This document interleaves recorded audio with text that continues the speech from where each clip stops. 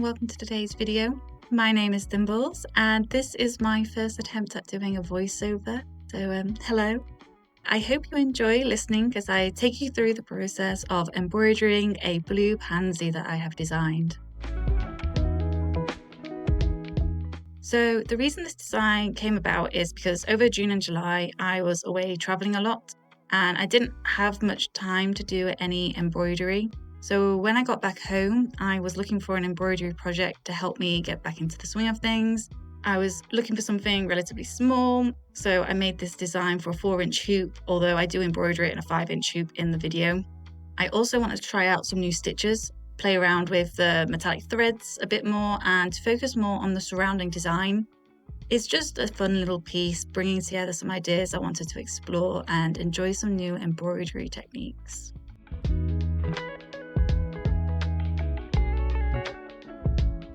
So I start off by using stem stitch to outline some of the main elements. I'll be using stem stitch for both this inner circle that I'm working on now, as well as the next circle out, the second circle.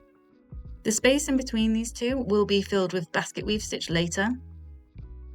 I've chosen to use stem stitch rather than split stitch, which is what I would normally use to outline things, because I thought stem stitch would be a bit easier with the metallic thread, and I don't often use stem stitch, so it's nice to practice it a bit. Whenever I choose to add an outline stitch, it's because I want the edges to be nice and neat. It can also have the effect of raising the edges of the area a little. It's kind of like you're embossing that area so it stands out more. And I'm hoping to do both these things here to both keep the edges of the upcoming weave stitch neat and to help give it a more 3D feel.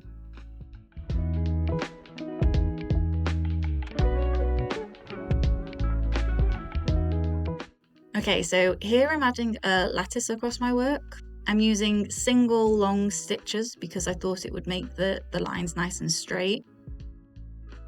Also to know, I didn't include these lines in the pattern because I print my patterns and anything I print is then permanent on my fabric. So if I think the pattern lines will be visible even after stitching, I don't tend to add them to the pattern. And given how thin the metallic thread is, I thought that might be the case here. I thought it would be better to leave them out. All this seemed like a great idea at the time, but what I didn't take into consideration was that these long stitches move around a lot.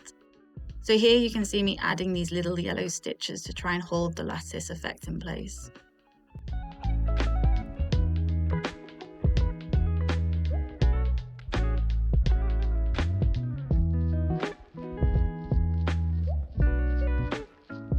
Next I start on the leaves, now using my preferred stitch for outlining, split stitch. But I did realise once I added these stitches that I didn't like the green I was using. I think it's just too bright, and so I swapped it to a more muted green when I started to fill in the leaf. I decided not to unpick this stitch because the embroidery I'm going to use to fill in the leaf will go over the top of it. It's quicker and safer for the embroidery I've already done to leave it in place and cover it.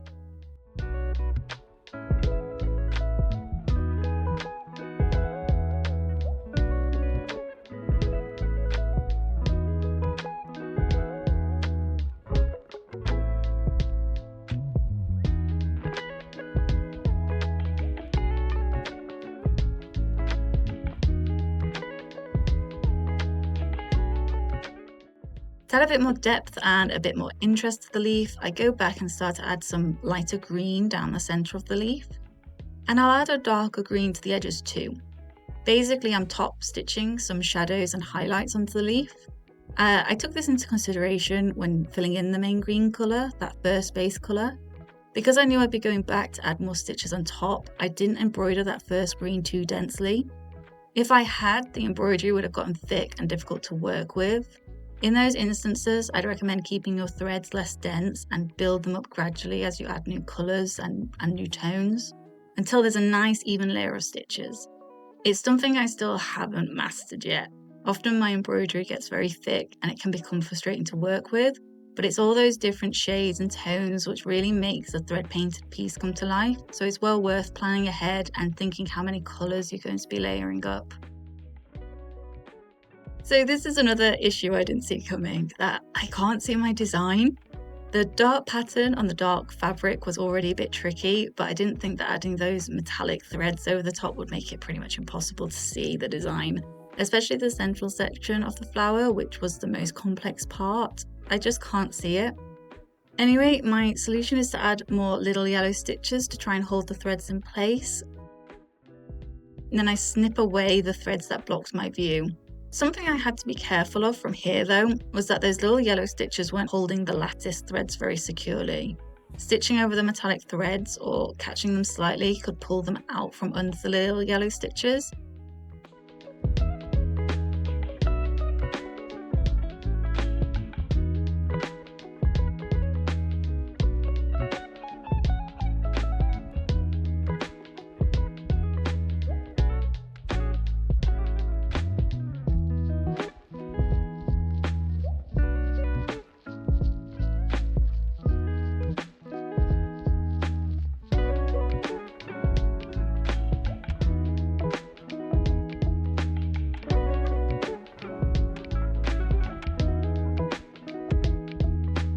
Here again, I changed my mind about one of the colours I've picked. The blue in the centre is just too light. So I've gone back and added some darker stitches over the top.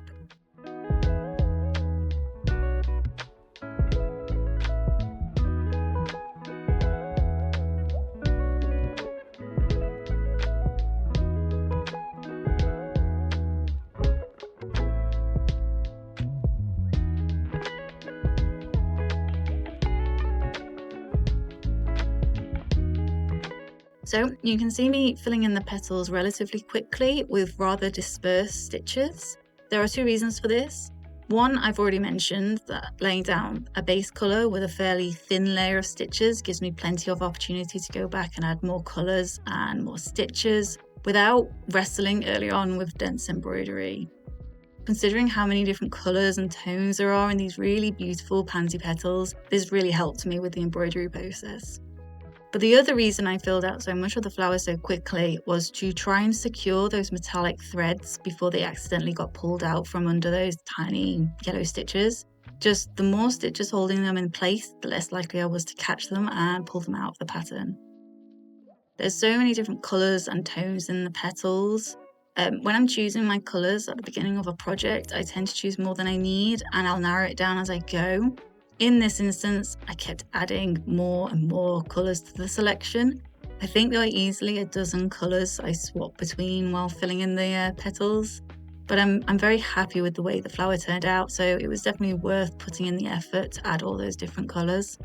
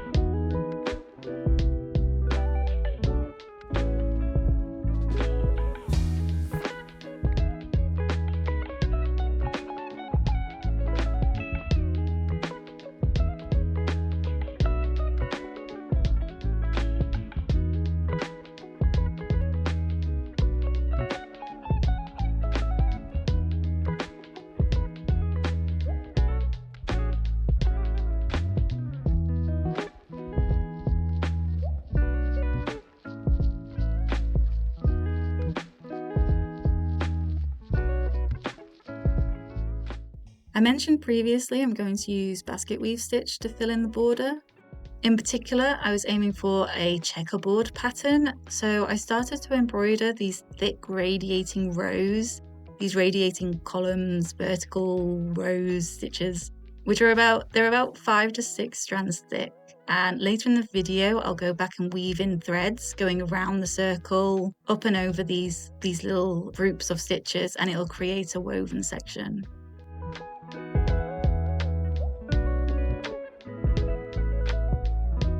All the tutorials I'd seen so far did the basket weave stitch in the shape of a basket, so there was a beginning to the stitch and an end to the stitch. I came across a couple of issues while embroidering in a circle which hadn't crossed my mind, and the first one was accurately spacing out these radiating rows of stitches. As I got to the end, I was really hoping I could keep constant distance and width for each row. I just about got away with it. Next time I do this stitch in a circle, I'll now know to think about this detail when designing my pattern.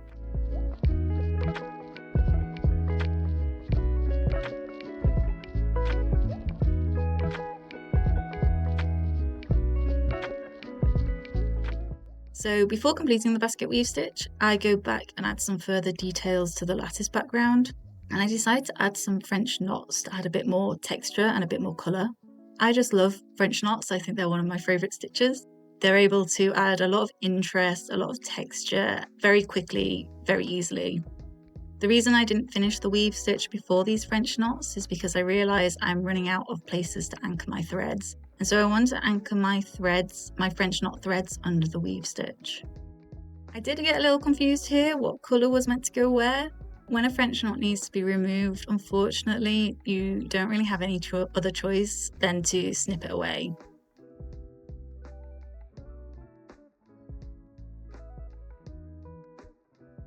In the end, I filled out the rest of the French knot pattern and figured out what colour was needed by coming at it from the other direction. Okay, so here I jump back onto the basket weave stitch. I go up and over one of these radiating rows, then down and under the next, and repeat all the way around the circle. Other than my first anchoring stitch and final anchoring stitch, my needle doesn't go back through the fabric at any point. I'm just weaving it through the stitches I've already done. And because I wanted a kind of checkerboard effect, I go around the circle 5-6 times following the same weaving pattern. I then swap the weaving pattern, so where I was previously going up and over a column of stitches, now I'm going under it, and I'd follow this new weave pattern for another 5 or 6 rows before changing again. One thing I didn't think about, but is important if you do weave stitch in a circle, is that I had the wrong number of these vertical stitches, these vertical columns. I think I had 55 radiating rows of stitches, which meant I would go around the circle, and once I got back to where I started, I had to go under 2 rows or over 2 rows. If you do a basket weave stitch in a circle like this, you need to have an even number of those radiating vertical rows. Something else I noticed about doing this stitch in a circle was that the rows didn't build up in an even manner. I think I was pulling the thread tighter at certain points, at certain angles, and it meant the space didn't fill in an even manner. This had a knock-on effect of making the outer edge of my weave stitch become a lot messier than I was expecting. So this next section I filled with 2 rows of chain stitch. I hadn't originally planned to use chain stitch here. I was actually going to leave this section empty, no stitches, just the fabric, and have a final outer circle made up of some kind of decorative line stitch like whip stitch. But because the edges of the weave stitch were pretty messy, I decided to use this bulkier chain stitch to help hide that messy edge. I haven't used chain stitch before. I know of it and I've seen it used a lot, so I'm still counting this as trying out a new stitch. I've mostly seen it used in sort of line work embroidery art, but I also recently saw people using it as a fill stitch. So I was interested to use it in a similar manner myself, and it is a really pretty stitch. Again, it's so simple, so easy, but very quickly you create a new pattern, a new texture to your embroidery.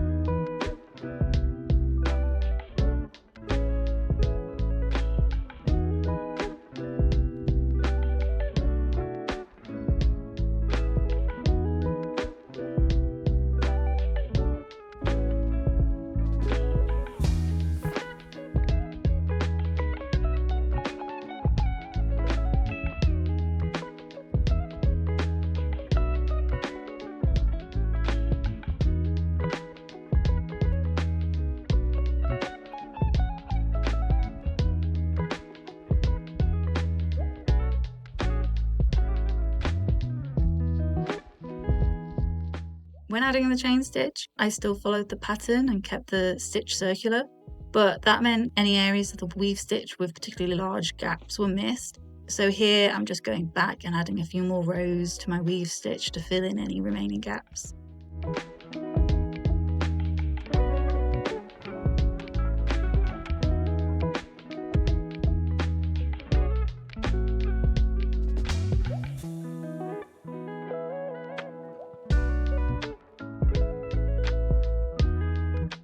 One of the main things I'd change about this embroidery project, if I was to do it again, I do think I'd change my colour palette.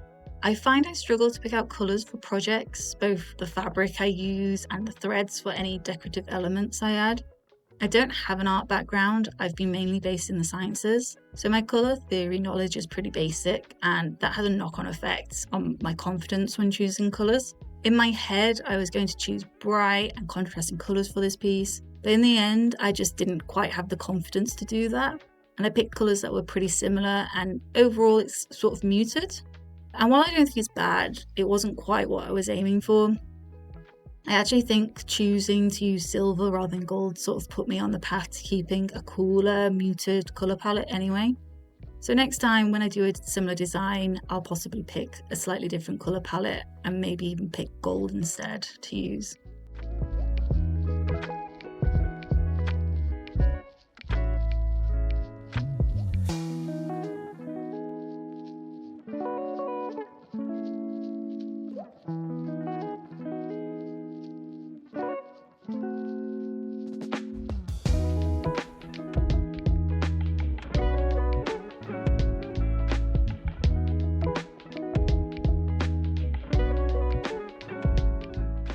I finished off the design with a final circle of stem stitch around the very edge to bring everything together.